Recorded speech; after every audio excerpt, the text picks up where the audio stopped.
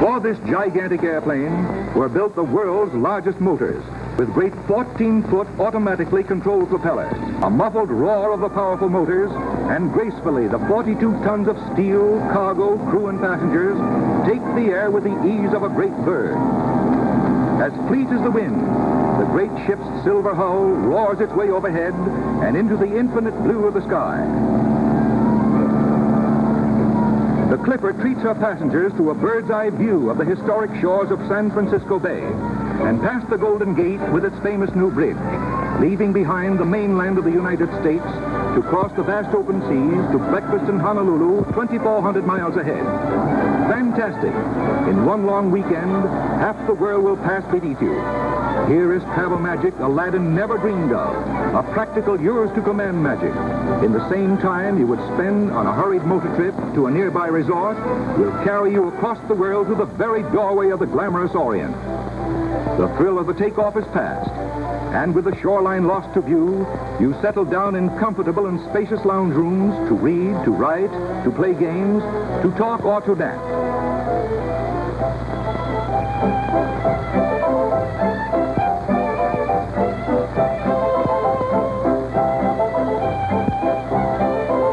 There are always things to see. A mighty ocean liner of the Pacific below, bound for Hawaii, our same destination. It's a novel thrill, too, for the passengers on the steamer who wave their greeting to the speedy Clipper ship, which rapidly passes them into the distance. We're here today with Eugene J. Dunning, who worked as a director of training with Pan Am. When did you start working for Pan Am? I started in August of 15th, 1942. And for a good part of my career, I was based both in San Francisco and Honolulu. And then I moved back to New York and took over the training of all girls from all over the world. Okay. And tell us about your first flight on the B-314 or the Clipper ship.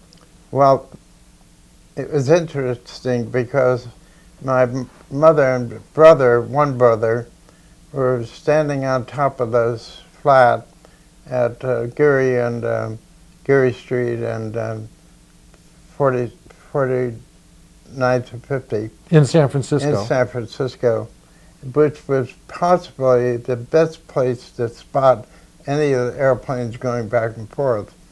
And I told them that I would be leaving at 3 o'clock in the afternoon and to watch for me. So they were standing in the roof, and pretty soon we came into sight. So, unbeknownst to me, Bob O'Brien, who was the other steward, came up behind me and said, "Here, Gene," he said, "throw this toilet paper out through the dump chute."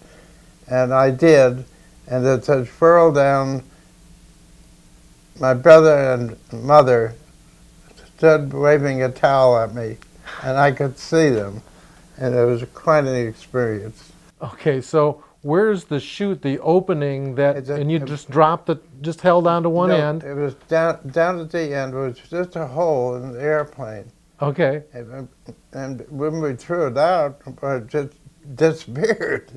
But in this case, the toilet paper unfurled in a long stream. You flew the Pacific Clipper in October 1942 from New York to San Francisco. Please tell us about the significance of that flight. Well, we were told that we had to go back to New York and pick up the NCO-2, the Pacific Clipper, because it had been kept on the East Coast for about 4 months flying there, and then we would pick it up and take it back to San Francisco. When we arrived in New York on the PB-2I-3, an Old Navy bomber, a flying boat bomber, we pulled up to the dock, and the guys all looking at us. We had changed our uniforms, and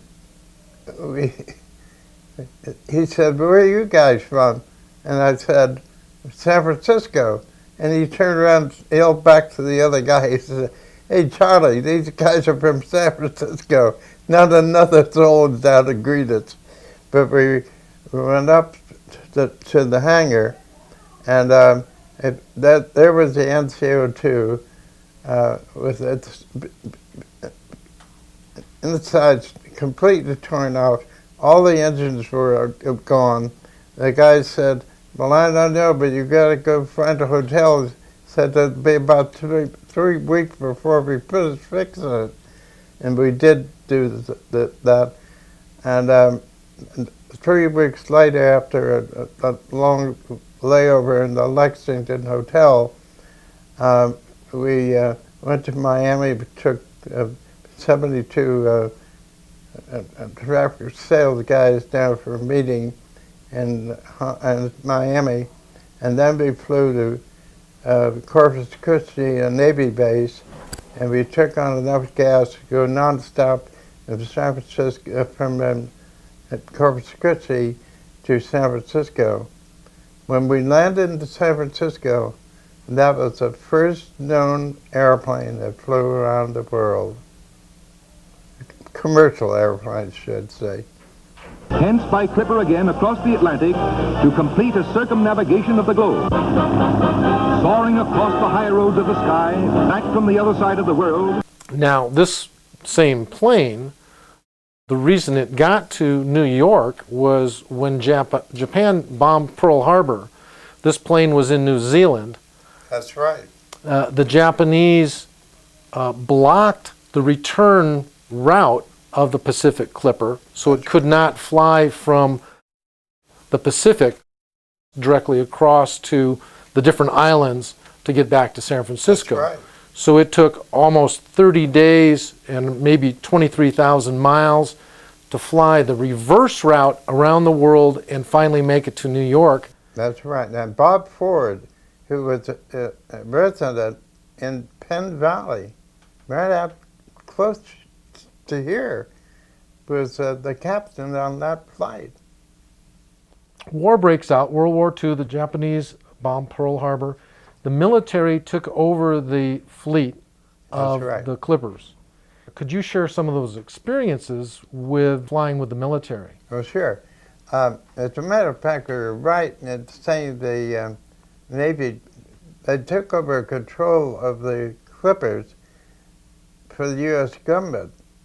And so we were literally flying all planes belonging to the Navy.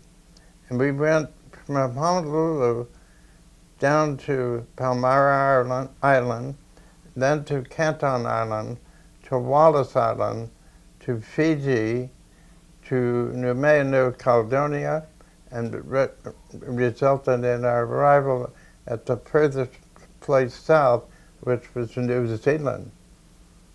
And there was some wonderful stories, and those of you who are watching this, who were Pan Am those days, will be sure to think back what a wonderful time it was for us flying the Pacific. The red glow of the rising sun reflects from the blades of our fast revolving propellers, making a fantastic design. Out of the window, the unparalleled beauty of the sun rises over the infinite expanse of the ocean as we fly high over red-tinted fleecy clouds.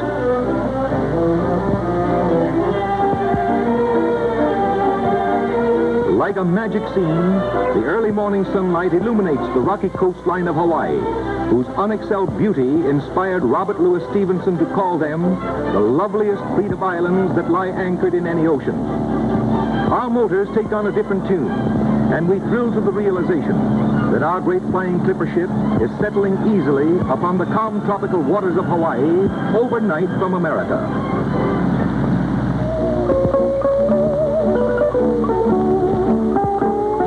Excitedly stepping ashore to spend a day or weeks in this lovely land, we feel the aloha of the flowered leis as the sweet music of the islands greets us. Now, it took, these planes were relatively slow when they flew. Yes. And it took 23 hours to fly from San Francisco to Honolulu. Yes, 23 hours was a long flight. Mostly they averaged around 20, 21, but they were slow. Let's face it. Not like today with the jets. All right. And wasn't there one time where it took 3 tries to get? Oh, yes.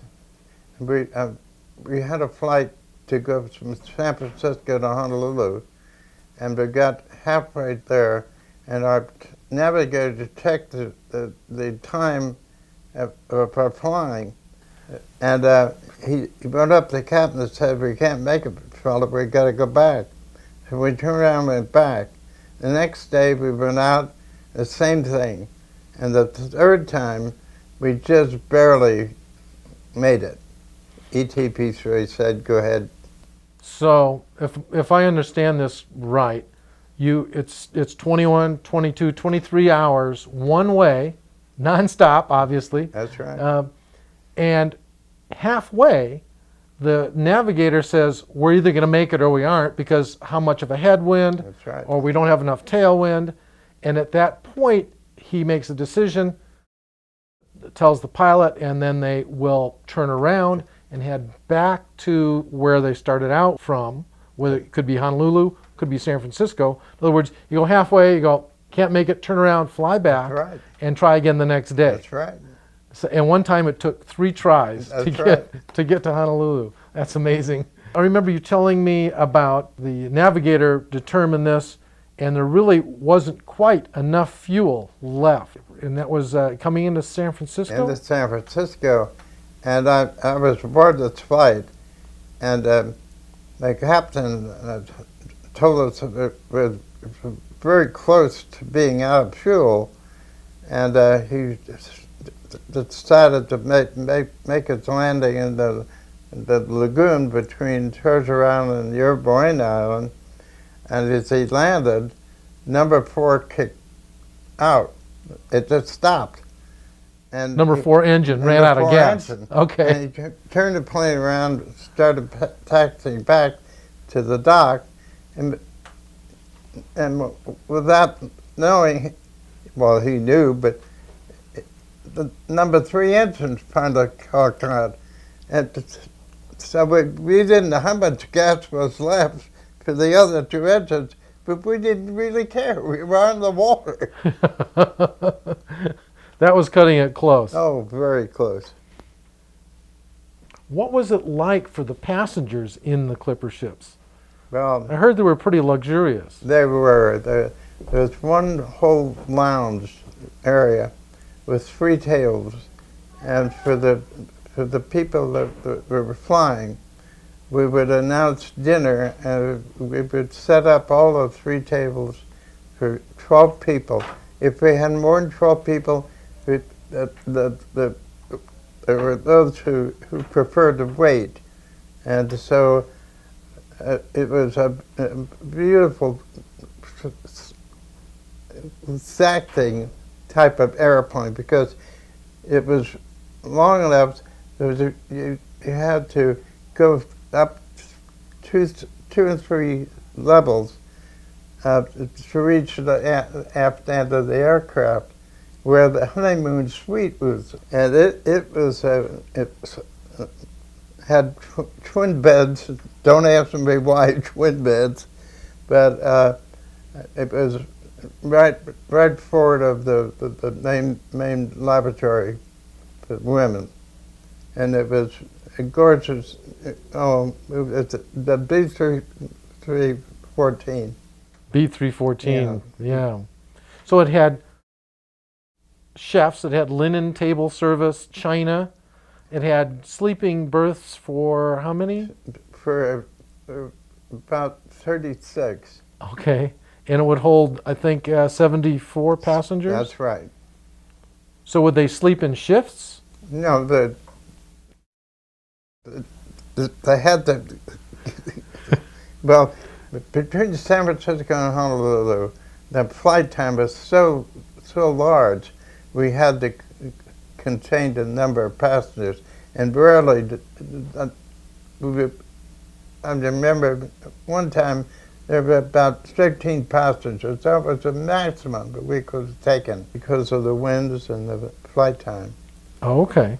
So it never flew at capacity until the military was on board? Or? No, and never. The clipper ships never went past Honolulu during the war. During the war. There were only PB-2x3s and PBNs. Okay, I which understand. Navy planes. Tell us about the training programs that you implemented for the stewards and stewardesses. Well, they're all stewards. Remember this. On the flying boats, they could only have stewards. Oh, okay. But remember, we went into the land planes, the DC-4s, and the Constellations, the Lockheed Constellations, and then back to the Douglas DC-6, the DC-7, DC-7-3, and the Boeing Stratocruiser, 377. But when the girls came out from Honolulu, from Miami, and from Brownsville, I trained them, and we had a small room, and it was then that I got the idea we should have a mock-up. So I took the hallway that they went from the